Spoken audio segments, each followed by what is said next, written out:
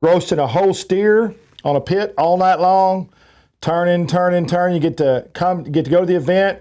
You can buy tickets at alzheimers.org, or you can email imiller@alzheimers.org. It's alz.org. That's alz.org. It's going to be a 2-day event. Music, food, live fire events are going to be. It's just going to be phenomenal. I'm happy to partner up with them. TCN, we're going to be doing some live video footage out there and be making a little video for the Ablaze and Alzheimer's. So I'm excited. Check that out when you get time. In Fort Worth, we have a new place opening up, and it's something else. It's all chicken salad, and it's Chicken Salad Chick, and it's in Montgomery Plaza. Chicken Salad Chick, 10 different kinds of chicken salad, but it's got, all kinds of sandwiches, and they got a bunch of them now. I never thought that'd be a thing, but they got them. They got it. So when you get a chance, go to Chicken Salad Chick. That's a tongue twister, isn't it? Have somebody have a few glasses of whiskey and try to do that. Yeah. Chicken Salad Chick. Google that and check it out. It's in Fort Worth. Brunch is now in effect at St. Rocco's at Trinity Groves. 5-cent mimosas. 5-cent mimosas and a fantastic brunch. If y'all watched the show 2 weeks ago with Chef Jay Valley, talked about his mom's recipes and everything, and it is fantastic. Can you believe 5-cent mimosas? I'm there. Yeah. 2 words, I'm there. That's good. I got 25 cents. That's all I need. Yeah, that's good. All right, and something I went to last night, I had a tasting at Shell Shack. CEO Dallas Hale took me to Hell Shack. I met him at Hell Shack. I guess it could be called Hell Shack. I met him at Shell Shack, and I tried their 3 new desserts. And let me tell you something. You'll like these because the way you like to infuse food. They have fried cheesecake bites, fried bud pudding bites, and fried waffle cone fries. I'm gonna tell you something. Yeah. Get you some of that. I'm trying to wrap my brain around the waffle cone fries. That's what I said until he called me. Then I went up there. Oh my gosh. Wait. It is delicious. Fries. You can probably dip them like marshmallow and chocolate and stuff. Yeah, you can dip. They come with the cheesecake, and the pudding come with caramel, raspberry. They got powdered sugar on them. They were something else. I was eating them, and I had to go try. We were going to go to his sushi restaurant, Sushi Marquee in Star, and he said, "Quit eating. Don't fill up on that stuff." But it was hard to quit eating them. They were just delicious. They were savory, creamy, flavorful. All Shell Shack locations. I've got a video posted tonight on social media at Trey's Chowdown. Trey's Chowdown on Facebook and Twitter and Instagram. It's going to show all of it. The sauces. How when we cut them open, they're like the cheesecake bites were fun. They were all good. The waffle fries, but I love cheesecake, so it was really good.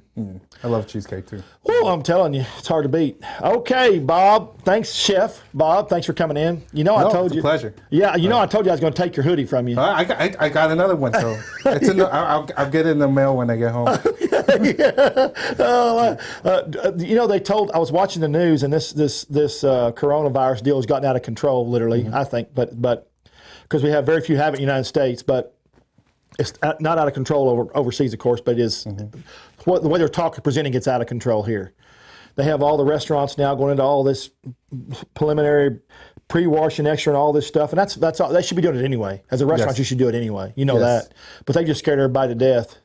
Scared everybody to death, and I was looking at the news this morning. They have I counted 5 different restaurant companies that put out special PR notices about doing extra. Only 5? Yeah, well, that's just the ones that I saw that I got the notices on.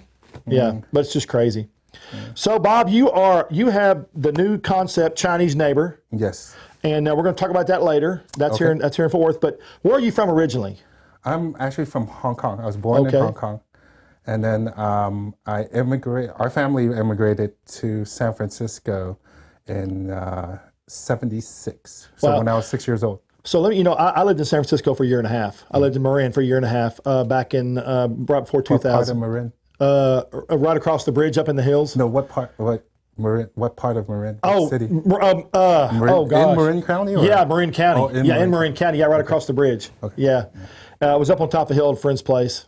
Yeah, I enjoyed it. Beautiful, right? Beautiful. Did you have a view of the city? Yes. Yeah, we had a view. Yeah. Oh, yeah, and you got the bridge too. Yeah. Yeah. Mount Tam. You were like right on top of Mount Tam. Yeah. It was beautiful. Mount Tam. That's right. The only reason I came home was I got a call from my dad, and he said, "You have two choices. You either come home, or you're going to have to find a different job out there because you're not going to get anything." I'm like, "I tell you what, I'll see you Monday." Yeah. But I was out there. I was getting restaurant experience. I had worked in Orange County, in Westwood, and Los Angeles, and went to San Francisco. And I had some cats and stuff, and I was just kind of gaining experience about other things. So, but I enjoyed it a lot. Oh yeah, how can you not? Just the weather alone. Oh yeah, you know? That's why it's so expensive to live there. Now they got some crazy stuff going on now. But hey, what was the difference when you first moved from Hong Kong to San Francisco? Was it a big culture shock to you, or was it? Well, I guess in a way, yeah. I mean, I think the obvious ones moving from Hong Kong to to America in general, just space. Yeah. Oh yeah. Oh. I didn't think about that. And Yeah. that like, wow, there's not a lot of people here. And I mean, moving from Hong Kong to San Francisco is like, man, San Francisco is. I mean, I love Hong Kong. It's beautiful in its own way. But like, you go to San Francisco, you're like, you go to Fisherman's Wharf, you can see Golden Gate Bridge. It's like I was like a tourist for years. Yeah. You can never see everything. Yeah, because I mean, when we moved here, we moved like right by Chinatown in North Beach. Yeah. And if you know where North Beach is, I mean, there's $5 million houses there now. Yeah. I lived like right, like literally in between Fisherman's Wharf, Chinatown, right in the middle of North Beach. I'm a block away from Washington Square. Right. I mean, I can walk down to Fisherman's Wharf. I can walk down. Everything is within 15, 20 minutes of me. I literally like lived in a tourist neighborhood. Yeah. I didn't to this actually until now I didn't realize how lucky I was growing up. Right. You move away and you're like, wow. Yeah. Like, geez, like I had it made. I had no idea. Like you go out, like I love Texas. Texas is awesome. It's beautiful housing. It's lots of space. Yeah, lots of space. But you don't get like kind of the touristy cultures. the culture's a little bit different.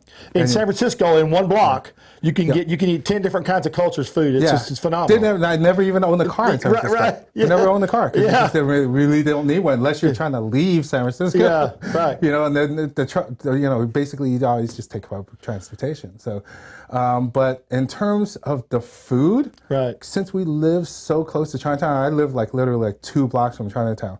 And going into Chinatown in the 70s at that time was all Hong Kong, imported chefs. So it was authentic food. So for the most part, the food wasn't that much different. Yeah. Like I still ate wonton mein, and we still got dim sum on Sundays. It wasn't that huge.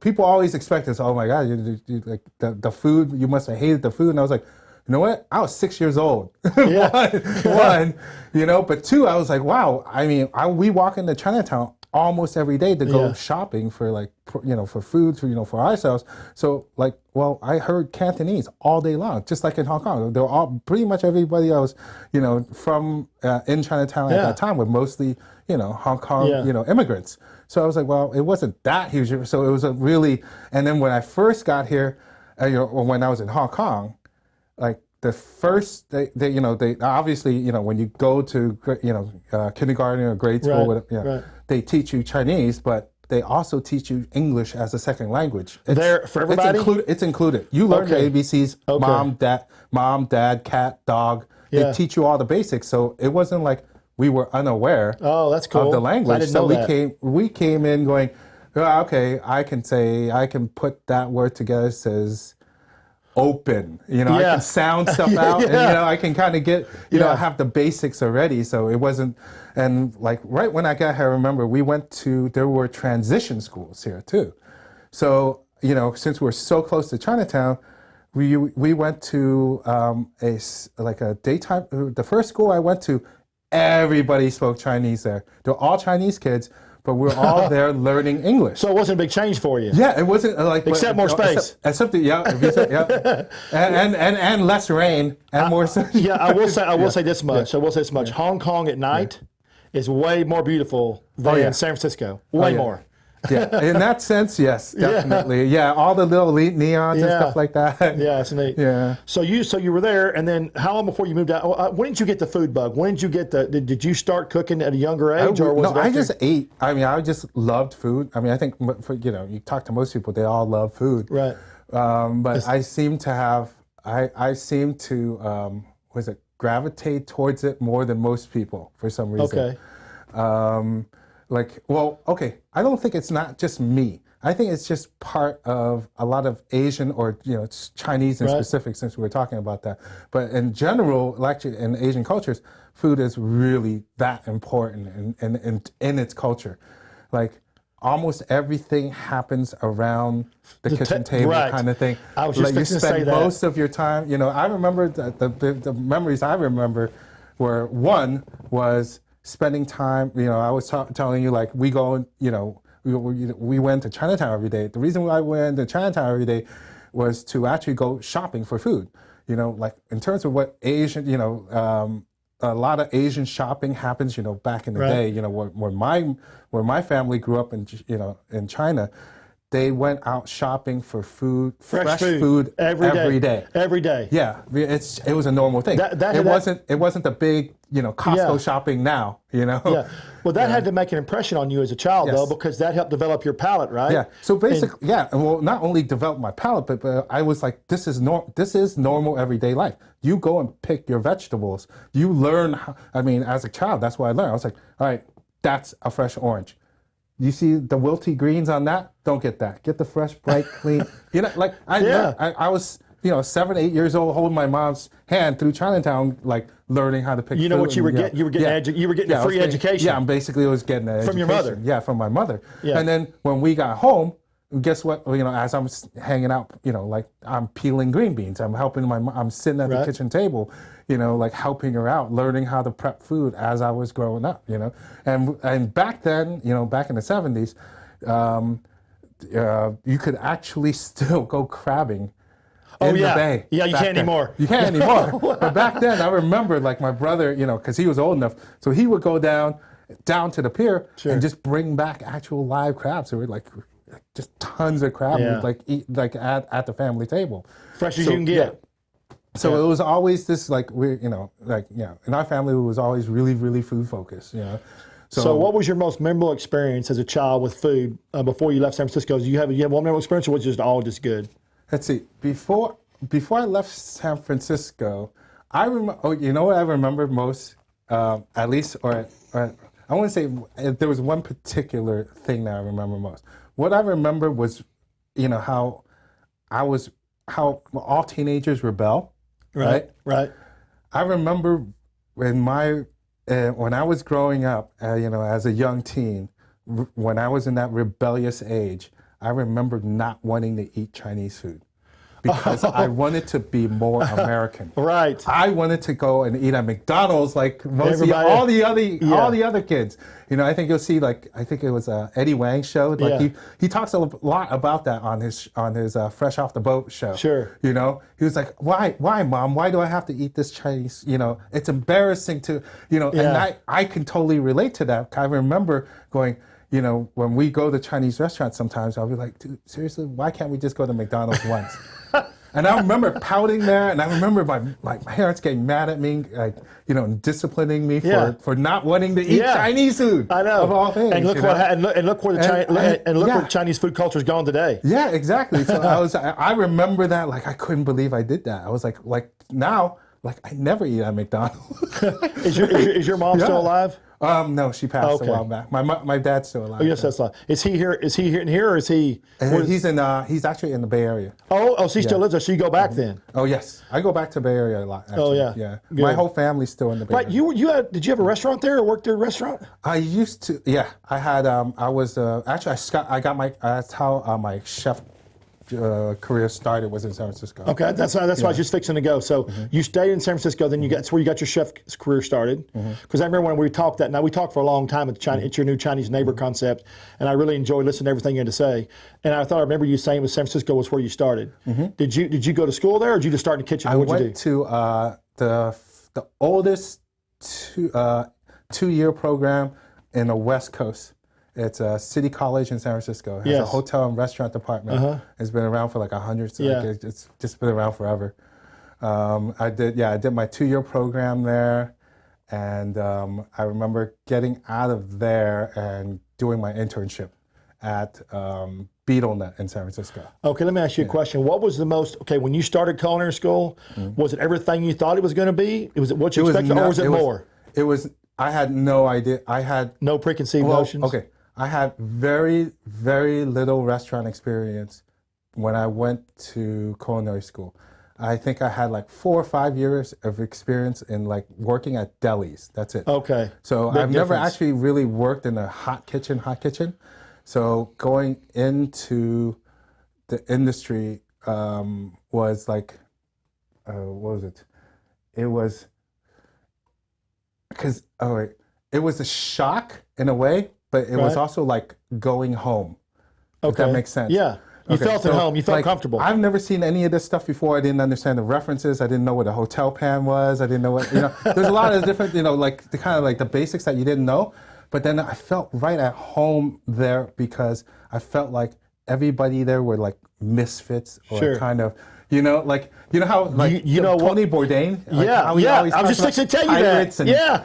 cowboys and Yeah, misfits. Yeah, exactly. That's Tony- I was like, oh, wow, these guys are all little kind of, screw ups too. Yeah. I was like, I fit right in here. This is no problem for me. That's what that's what Bourdain said. One of his statements, which I Exactly, shared on my that's- chef page, said, Yeah, I was the kitchen is a place for misfits. Yep, exactly what that felt like. I was like, okay, this is all right. I could totally, I can make a career out of this.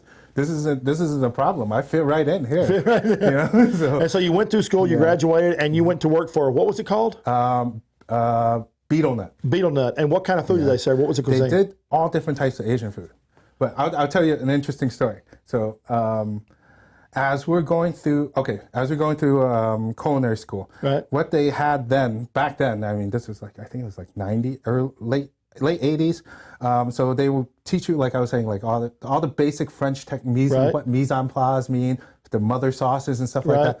They barely ever touched on Asian food, right? But all the places I would actually like as I'm going through school, when I have my little job I save up money for, I would go and try to eat at all these different types of Asian restaurants. Right. So I would always look for, because, I love Chinese food, but I also want to discover different styles of food. New things. So like I would always save up to go to Straits Cafe, which does like, Singaporean food, Right. or the Indonesian food, or I would look for all these different types of Asian food to go and Right. kind of check out because I've never had it before. I can't afford to go to all these different countries, Yeah, it's right there, though. Yeah, exactly. At least I get to try the food, And I remember doing that, and then I remember as I was going to graduate, they sat me down. I remember I was like really depressed at the time. And like my girlfriend broke up with me, and stuff like that. Yeah. And I was like, man, I think I'm done with school. I was like completely unmotivated. You were rebelling again. Yeah, I was like just unmotivated at the time. And the counselor sat me down. It's like, all right, so you got to do your internship. You got to pick a place. And I was like, you know what? I want to just go home and cry. I was like, I don't know what I want to do. I guess I'll just, I heard people who work in hotels make money. And she was like, you really want to work in a hotel? and I was like, why? What's wrong with that? She goes, I don't see you as the type, and I haven't even spent that much time with her, but she knew. Like she was like, Yeah, you personality-wise. you don't seem like the type that should be working in a hotel. And I said, what do you mean? And she was like, well, do you really want to do the same thing over and over again? Because Repetitious. that's basically what they do at hotels. Yeah. You're gonna roast 500. After your 500 roast beef, are you gonna be okay with that? I was Hang like, on, well, Bob. maybe You got to correct. That's what they used to do at hotels. Yeah, Now they don't used do to, that at yeah. hotels. Yeah. But go ahead. But she was like, well, probably, here. And then she pulls out a menu. She literally just like, here, check this place out. And she pulls out a menu, and it was the BeetleNet menu. And what they listed was actually like a lot of different, like there was Thai food, Right. there was Japanese food, there was Chinese food, there was like a little bit of a mix of everything. And for all you guys who don't know what a betel nut is basically something that Southeast Asians chew that they put in their mouth. It's basically, it was like an Asian chewing tobacco. basically. Okay, so It's like, how big is it? I believe it was like a lime nut wrapped in a betel leaf, but like all throughout Southeast Asia, they put it between the tongue and cheek, and they kind of Like dip or something. like dip, right? And then they would spit, and it's you don't see it anymore. Yeah, it's out of because it just creates Interesting, this kind Interesting. of a nasty thing to do. but it was kind of considered kind of somewhat a small narcotic, so kind of like like chewing. That was. Did it give you a pick me up or something? Yeah, it did. Oh, and it gives you kind of like a sensation too. Okay. So that was kind of like, it was a neat name, and they were like, oh, so it's something, so they used that as, as an Asian beer house. That was what it was called. Oh, neat. I still like the name. The name is cool. Yeah, it is. And it had all these different types of food. And I remember looking at the menu going, dude, I want to work here. I was like, I get to go and actually, instead of actually, because this is what I used to eat, I get to go and learn a bunch of these different make things. It all. I got in there and I did I got in there and did my internship and made sous chef, I think within like a year or something like that, like really fast. And I literally just came out. I have like no restaurant experience, to get to sous chef that fast was kind of like, like an unheard of thing back then. It was unusual back then. Nowadays you can, get an online culinary degree and call yourself a chef. Back then, it was a little bit more difficult. Yeah. Well, we talked about this. That's your passion. That was your passion. Yeah. You wanted to do it. You felt. You said yourself. I remember walking into Beetle Nut for the first time, and this is back when there were no open kitchens. This was like the closed off. Yeah. This is like the first open kitchen. Like the entire line was completely exposed. So you see, like I had two different wok stations, the grill station, everything. I looked at that wok. And I was like, dude, I need to learn how to work that. So for all y'all who don't understand why that is, where it's like this big thing, right? It's because what you have at home in terms of what you can produce Chinese food at home and the Chinese food you see in a restaurant, completely different. Right? I can't produce what I can produce at home will taste completely different from what the stuff. So you'll have this evolution. If you go to let's say your local Chinese neighbor's house, their food will not taste anything like the restaurants. Is that why you named the Chinese neighbor? Yeah, I wanted to kind of fuse the two because the biggest difference is because, well, one, at your house, the BTUs at your house is maybe 3,000-4,000 Doesn't get hot enough. Yeah. Yeah, inside a Chinese restaurant, it's like 130,000 BTUs. It's like 20 folds what you can do at home. Yeah. So as a kid, I ate at a lot of Chinese restaurants. I was like, dude, I can never make this stuff nearly as good as what I can get at the restaurants. And in a way, I knew why, because they had different equipment, But like in terms of the flavor, the techniques, all of those things, I've always wanted to learn that. So I remember when I saw the woks, I was like, holy crap, I get to learn that. I mean, this is how crazy I was. Okay? No, that was passion though. You were excited. So I had the stove at my house. So I was like, really, I wanted to replicate Chinese food, like Chinese restaurant style Chinese food at home so bad. I remember going, okay, so they have higher heat temperatures. I'm going to try to, I went into my stove and I start, like the gas holes, and I start widening them up. So like the flame at my house was just like going up like 12 inches, and my mom would get mad at me. My mom would get mad, you going to burn down the house? And she replaced, every time I opened them up, she would replace it with a new one. And I was like, what happened? I had it perfect. She's like, you going to burn down the house? What you mean you had it perfect? That's a good story. That's a good story. And then so when I saw those woks, I was like, dude, I'm going to master that. And so for me, it was this kind of thing. Like I need to learn how to do all these different Korean foods. I want to learn how to do all this Thai food. I remember going, especially when I first got in, and the whole thing was like, they had to let me touch the wok. It's almost like getting permission. Yeah. Because I remember back then, there were all these Chinese, all the people that were working woks were all Chinese at the time, right? Well, was it kind of a symbolic thing? Yeah, it was just kind of it was like, I think it was like early 80s where they didn't you don't see wok. It's like the fusion restaurants that wasn't available. We were like the first, we were actually one of the first. I won't say the first, but we were one of the first. So like when they hired people, like we needed when they opened they were hiring wok cooks. what they hired was like, well, we need to hire people who know how to work woks. So basically, they were like, well, we're going to hire a bunch of Chinese wok cooks. They don't know how to do it.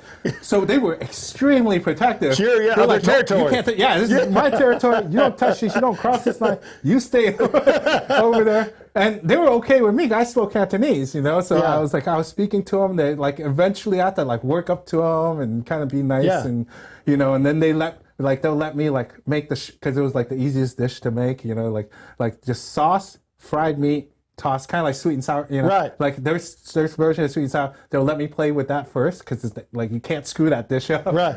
So Well, you just know, to learn how to use the it looks wok, cool yeah. when you go. See, I'm a big opponent of open kitchens. I love open kitchens. If you read anything about me, I love open kitchens, and especially that style of cooking when they work those woks in the fire and stuff, and the smell, the aromas. It's just fantastic to look at. It's just great visual because you eat with your eyes. You know that by your plating. So it's just a neat deal. So that was pretty forward thinking back in the '80s. Oh yeah, it really, really was. That's what I mean. We did, I think, what, 6 million a year. Wow. Like back in the, That's a lot. It was a lot. I mean, I think we only had like 120. We did like 500 covers on weekends. It was nuts. You know, yeah. It was a lot of fun. I remember we were always on the top 40 list. You know, we were always on the top 40 list of Zagat. We're always on the top 100 for Bauer's list. Yeah. We were all, what was it? We got Jay's Beard the first year too. Jay's Beard nomination for Best New Restaurant. You know, got a lot of accolades. So actually, it was Cecilia Chang, pretty much the godmother of Chinese food in America. She was our consultant. Actually, that's how I got to meet her, and we became friends. We're still friends. Has anything you've done today? Did you get anything off her? Did you gain any knowledge or any of her traits from where you've gone from there to where you are now in any of your other restaurants? Simpler is better. Yeah. Yeah. I've cooked for her enough to know that, like, let the ingredients shine. She likes things like corn with a little bit of chili and salt. But you just execute, like if you wok toss that at the right, and you know how, chefs always tell you, it's all about heat control. Right. When you have 3 ingredients, it's all about heat control after that, right? Yeah. Because you can't hide anything. You can't hide anything. Yeah. So like if you get that saute pan not hot enough, it's not perfect. If you get that wok too hot, it's scorched. If you don't move it fast enough, and you know what I mean, it's a lot of variables. It looks easy, but a lot of variables. Exactly. So you left San Francisco. Where'd you go from there? Actually, I was recruited technically. Okay. To be the R&D chef for P.F. Chang's. That's right. We talked about that too. Mm-hmm. And that's one of my favorite places, P.F. Chang's. Oh, really? Even though it's a corporate store, corporate chain, I love their food. Mm-hmm. I love their... Yeah, they work very, very hard at getting consistent. And Philip Chang, Philip Chang is actually the son of Cecilia Chang, and that's where the Chang part of... God, that's a great thing to know. The PF is the Paul Fleming, and the Chang is Philip Chang. So when they recruited you to go to work for them, how many stores did they have? They must have been just starting. 60, I think, at the time. Okay. And they had 1 or 2 payways. So I like Payway. I like Payway too for something fast, but I still like PF Chang's for the overall food quality and the different varieties of the menus and stuff options they have. So how long were you with PF Chang's? About 6-7 years. And what was your favorite thing about PF Chang's working there? The favorite thing is I got to travel. I got to travel. I got to study. I mean, for me, like I remember I was going through the process, right? Going through the interview process. I was actually I was going to Philip Chang actually was opening a place called Lucky Duck in L.A. I was up for that position also, but I remember sitting down with Cecilia and talking to her about, hey, look, your son offered me a job, and your son's company also is looking for me to do the R&D. And I was talking to her about it, and she was like, yeah, but, I was like, for me, I get to study, this is the big thing, like, I get to study Chinese food and get paid for it. You know, this is already my passion. You know, for me, I don't need to get paid to do it. I would actually just do it on my own. Yeah. But then they'll pay me to go to China and learn even more through. You know, so you actually went to China to create the dishes to help create inspiration for the dishes. Yeah, I went to China. I traveled so much. Let's put it this way: within the 6 years I was there, I filled up a passport. Wow. Completely. I had to get a new one because it just got so many Stamps. Yeah, I got so many stamps. So what was your favorite dish you created at P.F. Chang's? I would say my personal favorite one is the sea bass dish, which is probably the most simple. It's just broiled. Yeah. It's wait a minute. Hang on. It's not. But a lot of people screw it up. Yeah. It comes out tough or not. I mean, it's a simple dish. Mm-hmm. It's got a lot of flavor, but they can screw it up pretty easy too. Absolutely. Yeah. But I love. That was probably my favorite one. And then there's one. It used to be called Tam noodles. I think it's kind of weird. They named it after me, but I actually don't like rice cakes because it's made out because they stick to my teeth. But they named it after me, so I thought that was always kind of well, that was good. Hey, on their egg, because their egg drop soup is always really good. It's always consistent. I've eaten big bowls of it before. You know, just at the bar. I eat that stuff like everything. Yeah, no, I love it. Why is if I go to one restaurant like P.F. Chang's, it's one color, takes one way. Another Chinese restaurant, it's a darker color. And what Turmeric. Turmeric? Okay. It's that simple. Yeah, it's that simple. So you know what I was going to say. People put turmeric, so the chicken base that people use, right. You know, there's some people who put more turmeric or some people who use none. So you'll see it and it'll be like clear and then you'll see like yellow. No matter what P.F. Chang's I go to, it always tastes the same. It's always fresh and good. Yeah, super consistent. That's the one thing about P.F. Chang's. They're like really, really consistent. Yeah. So you left P.F. Chang's. Where'd you go from there? Actually, I looked for opportunities for myself. I was looking to kind of do my own thing. So that actually took a little while, but I eventually ended up partnering with Ross Simon. And we opened up Bitter and Twisted about 5 years ago, I think now. That's in Phoenix? I think 6 years, yeah. Yeah, downtown Phoenix, right by the ballpark. Yeah. Yeah. Doing well? It is the most awarded bar in all of Arizona. So I'm lucky. We've been very fortunate. My business partner, Ross, he is an amazing bartender. So I mean, it's his concept. You know, I remember my business partner, who at the time owned the building that we're in, that Bitter and Twisted it's in. Yeah. He approached me. He said, "Hey, he has this space. He wants to do something with it." He asked me to help him. You know, hey, let's do a concept together. And I approach other potential partners. And I remember meeting Ross Simon one day because we actually had the same design guy. We used the same design guy, and we had a meeting. He introduced me to Ross, which kind of weird because I actually already knew him because he did some consulting on some of the projects I was consulting on. And I was like, hey, you're from Southern. And he goes, yeah, well, that's anyway. So I remember him putting his business plan in front of me, which he worked on for 10 years. Wow. And that's a little bit thought out. He showed me, and then he explained this. He goes, yeah, so I used to be, I did my training in the UK at the Lab, which is like world famous. I've seen it. Yeah, the I've Lab, seen it. and Crazy dishes. Yeah, I've seen it. Yeah, well, no, the Lab. I mean, it's a bar, but they invent like a lot of the newer classic cocktails. Actually came from the Lab. I don't know a lot about the bar industry, but then I learned a lot from Ross. He was like, he came from like a really famous school from where a lot of famous bartenders come from. And he was like, here, and he showed me like, this is what the Lab's cocktail menu look like. I want to do one that looks like that. And it's like a booklet. It has like a matrix on it in terms of flavor. You know how wine, you've seen those matrices where the wine, where he has one for cocktails, and you'll see it on our Bitter and Twisted menu. Also, has this giant book of cocktails. I remember reading through his business plan. And I think I glanced through. I was like, okay, let's go. I'll just do the food. You have the concept. I didn't even argue with him. Yeah, You're obviously, know what you're talking about. You've obviously done your homework. I know bar food because basically that's what Beetle Nut was in San Francisco. It was basically we were doing Asian beer house food. Yeah. I was like, well, what you're talking about here is just doing world-inspired bar food. Right.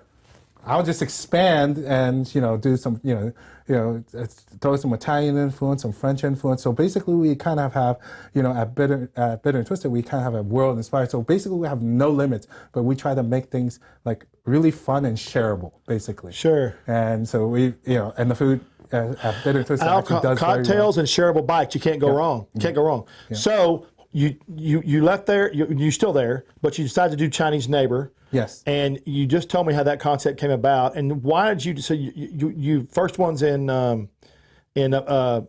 the name? Prosper. Prosper. Sorry, I drove up there twice. Anyway, it's in Prosper, and I love the colors. I told you I love the decor. I love it all. When did you decide you wanted to start Chinese Neighbor, and how did you decide? I'll be honest with you. It was actually my business partner's idea. Okay. His name is Daniel Liu. And he's the one who actually has a restaurant supply store here, he has a partner which is a friend of mine named Benny, that has the Lido Restaurant Supply in Phoenix. Okay. And me and Benny have been friends for like almost 20 years now, and so that's how we all hooked up because I was friends with Benny, and Benny's like, hey, I have a partner in Dallas that wants to do, and then he explained to me, what his concept was, that he wanted to do kind of like a casual counter service kind of place. He wasn't ready to do a full service thing yet, and I was like, okay, well, and then we actually just kind of slowly started building it together. I was actually kind of consulting at first, and then eventually we just like, well, you know what, we enjoy working with each other. Who did the colors and decor? Because this is a neat looking place. It's actually one of our other. It's a friend of ours who was actually, he came in. It was kind of like a partner of ours, you can say. Like he actually works out of Phoenix. Also, he did a lot of work for Fitch Design. He spent 12 years at Fitch, which does a lot of work for Fox Restaurant Concepts. Right. And recently just got bought out by Cheesecake Factory. Right. So I saw that. Yeah. Restaurant news. So he actually he spent some time living in Hong Kong and did design work in Hong Kong. Oh wow. So he actually took some of that knowledge and actually incorporated that into the Chinese Neighbor because I'm from Hong Kong. So actually some of the color scheme and the tiles and things like that and the look of it actually reflects a lot of Hong Kong architecture. Surprise, I know. Well, no, I love the way it looks. The teal there's like I love that about color. the history about that teal. Yeah. Well, also too, it looks very clean. Yeah, it makes sense. It looks very clean. All the tiling represents the the metro, the tube, like the underground. Oh, neat. It has a look of that feel, that look and feel of it. So let's talk about the menu because this is so funny because you brought me some dishes, and then you said, "So I brought you all the really crazy stuff." I know you said how hungry are you? I said, "I'll just keep bringing them." But Dan, you kept bringing them all right. They were all good. Yeah. They were all good. So let's talk about the menu. The menu is an infused menu. It's kind of your creation, correct? Yes. Well, some of it we do a lot of fusion, but it'll look at it. You'll recognize most of it. Right. You can go to a lot of restaurants and go, "Oh, I know exactly what that is." And for us, like what I like to refer to it is our kind of like our love letter to Chinese American food. Right. So there's a lot of Chinese American classics you'll see in there. Beef broccoli that people that don't want anything crazy or challenging. Right. That they're like comfort foods. Basically, I think what Philip and Cecilia, those guys, they have created, like it's part of our, that style of food. It's part of our culture now. Sure. That kind of food you can't find in China. Right. It's really uniquely American food now. Right. We call it Chinese American, but again, it's not like you can go get it somewhere else. Sure. So we we try to pay as much love to that as possible. But then there's also part of that menu, I think, that really reflects who I am in general as a chef. Since I am Hong Kong born, I immigrated here, I try to incorporate American comfort foods with Chinese comfort foods. Right. So I think one of the dishes I remember cooking for you was our version of like mac and cheese. Right. Which was basically like a version of, what do you call it? A Hong Kong style cafe, Western style cafe, Right. where they would take, either rice or noodles, and they'll put like a sauce, a sauce on top of it with cheese and bacon, and for me, like I was like, wow, that's actually the flavor of what actually mac and cheese can Right. be, and I think one of the other things. You served it, wasn't it in a skillet? Yeah, it was in a basically, because we skillet. had to bake it, so we had to put it in a pan Right. that can take the heat. Yeah, so we- what's all on that dish? What's all on it? So what we had was the rice noodle rolls, which is cheng fan. So basically they're like noodle sheets that they roll up into little nuggets. You'll see them at dim sum houses. Right. Cut them into tubes, cool them down, then you pan fry them to order. So they get kind of crispy. So they're actually kind of like almost like dumplings. Right. But in a way, basically what a macaroni is just basically a noodle rolled up like a tube. Gotcha. So it's actually kind of the closest thing that a Chinese noodle can be to macaroni. And then from there, you just take like a nice, actually we call it shrimp and lobster mac and cheese. So we take the shrimp and lobster version of it, and then we add a little cheese to it and kind of, make that as the sauce. And then we put some more cheese on top, and then we bake it with the shrimp, obviously the shrimp and lobster. that was a good dish, good looking dish. So, but you got a whole, name a few of the creative dishes, the infused dishes that you have now. Let's see. The other big one that we actually created at Bitter and Twisted first was the Dumpling Burger. Dumpling Burger, I love that. Yeah, it was actually, that was Ross's idea. Did you bring that today? Yeah, we did. Oh, okay. Yeah. So we'll see that in a little bit. And then I think the other one was smoked brisket fried rice. Did you bring that? Yeah, that was good too. Yeah, so we brought that also. And did you hear that? Smoked brisket fried rice. Yep. This is Texas barbecue country. Yeah, and you got smoked brisket fried rice. I was playing a lot with the whole, like, okay, what can we incorporate? I think there was one of the other things that I actually tried. We tried to do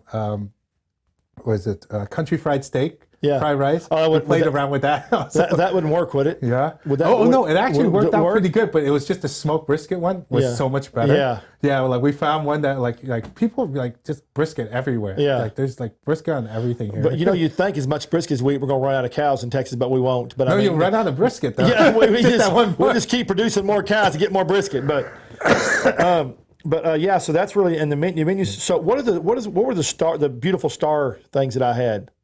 You remember some big beautiful star. Oh, the wontons. Oh, but they were big. So the wontons, Yeah. the smoked salmon ones. Yeah. That one was we did that for the Chinese New Year pop-up.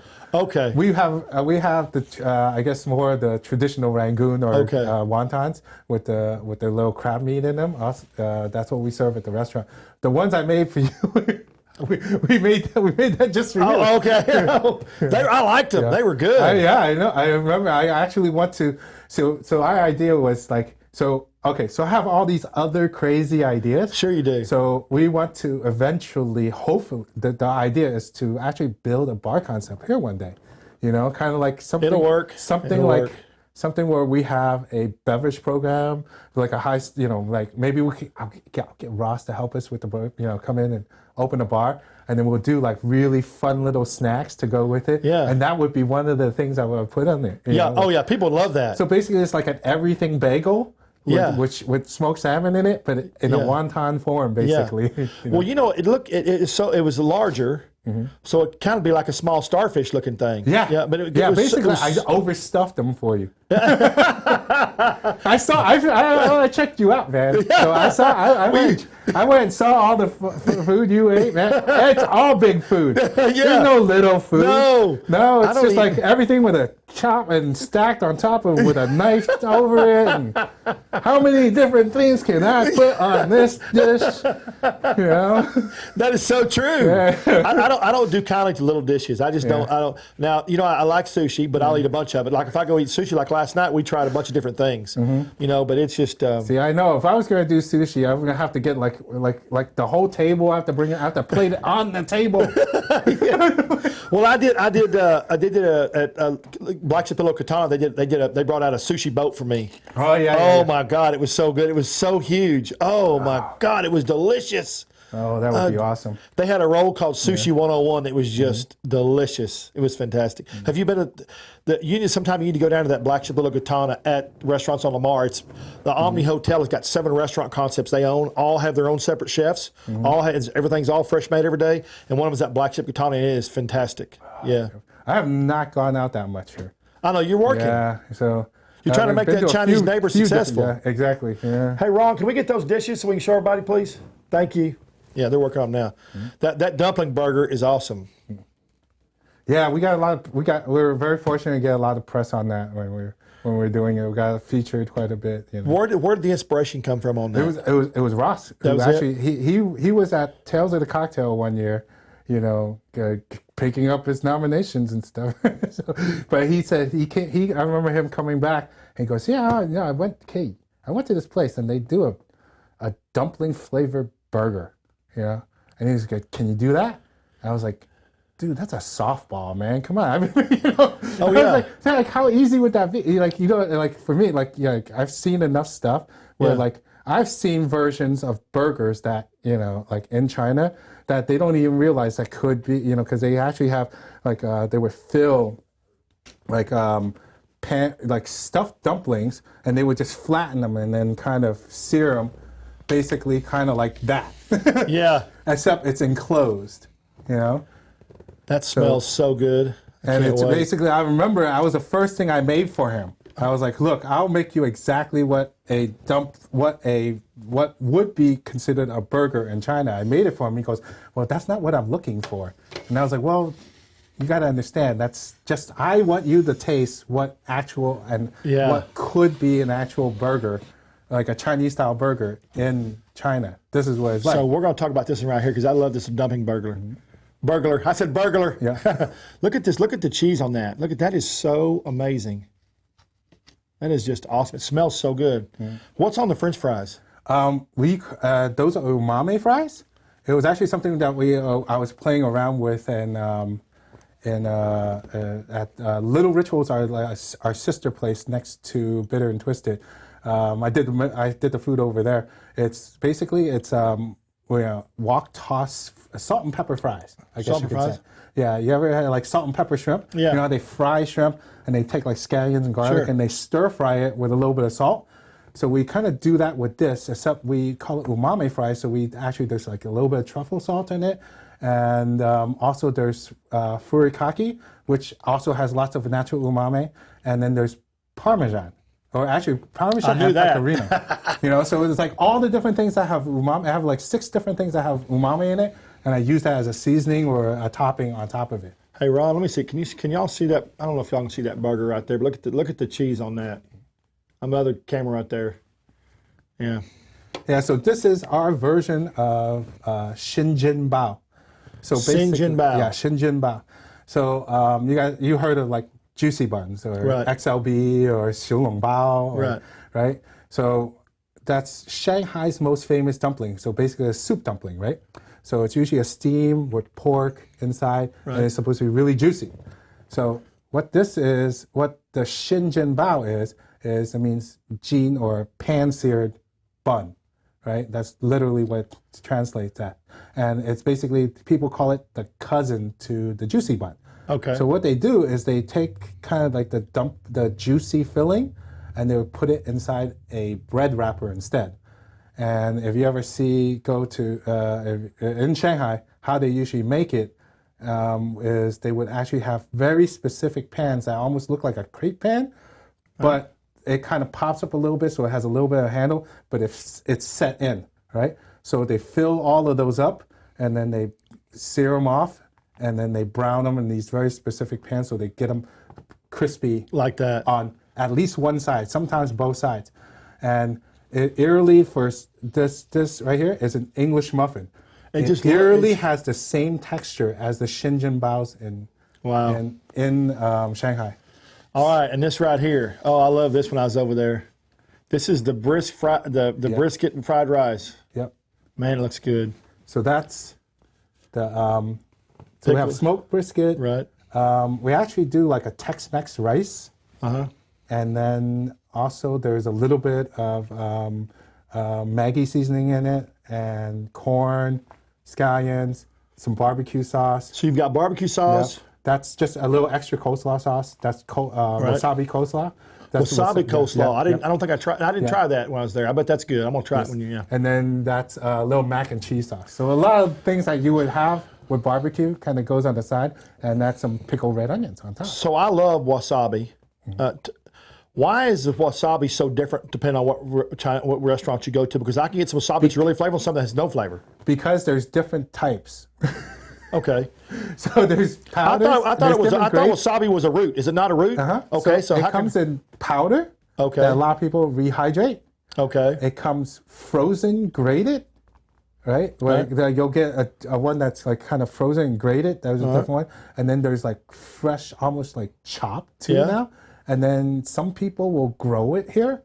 And then also you can get it frozen whole and you can grate it yourself also. So this is like that's why the flavor varies. Okay. Yeah, they vary. I haven't seen a new product besides the ones I've seen so far, but you could totally tell like right away which one is which. Now that I know, I could. Yeah, I would love to taste them all at the same time. Just then just see. Then I would know the difference. The flavor varies so much. Yeah. The heat level varies so much too. It's amazing. I just like how it opens everything up. It just like, you know. Yeah, and there's like wasabi oil now too, and there's so many different. Kind of like truffle. It's just getting popular. Yes. Okay, so Chinese Neighbor, you're open 7 days a week. Six. Closed on Sundays. Closed on Sunday. Yes. Okay. Closed on Sunday. You're gonna build some more of those, right? We're looking to, but we're going to find the right. It's always about location, right? Yeah, time and location. Right. You know, you're right off the toll road there, right? Mm-hmm. You're right off the toll road. When we got off, we went right over to the. Is it 380 and something? Yeah. I don't know Texas. I still don't know Texas. Yeah, that's okay. I encourage people. Oh, and I do want to thank you again for flying back because I missed your deal and for the dinner. I really appreciate that. It was my pleasure. Yeah, that was awesome. See, it's worth it if you enjoyed it. If it sucked, then it would have been more. If you didn't like it, I would have sucked. I really enjoyed it. And you got to admit, you flew from Arizona to Dallas, but I drove from Fort Worth to Prosper just to eat dinner with you. Okay, Thank you for that. Yes, sir. So Chinese Neighbor, what's the website? It's I think it's Chinese Neighbor, like Chinese-neighbor.com. They can Google it. They can Google Chinese Neighbor. Yep. Yeah. So Chinese Neighbor, it's on social media. Mm-hmm. If you go to Trey's Chowdown tomorrow morning, I'll have a big post and with all the dishes that we did from Chinese Neighbor and the colorful. I'll have the inside, everything.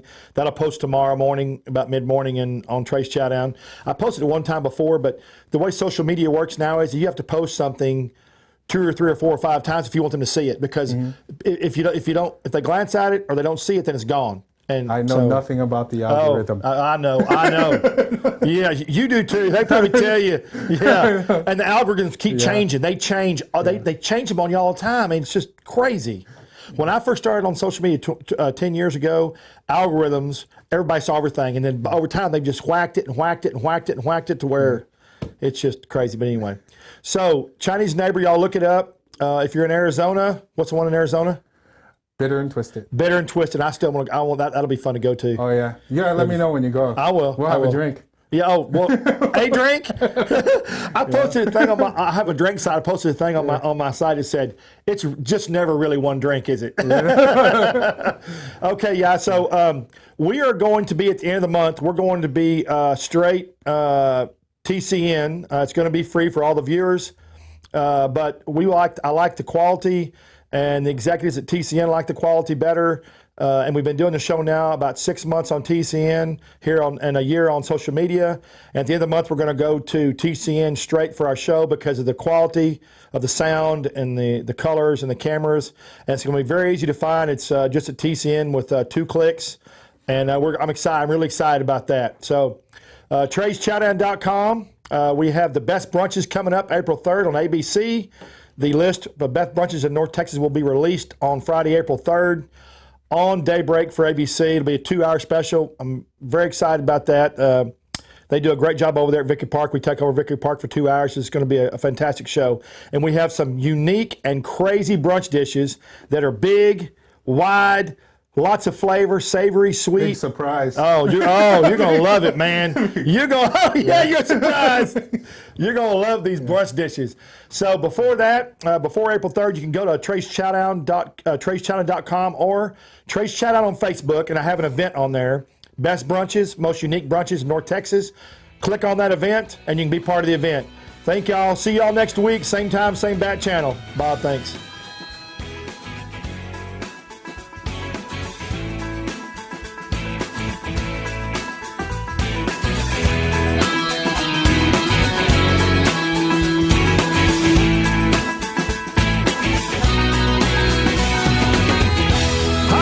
I'm Trey Chapman, publisher of Trey'sChowdown.com.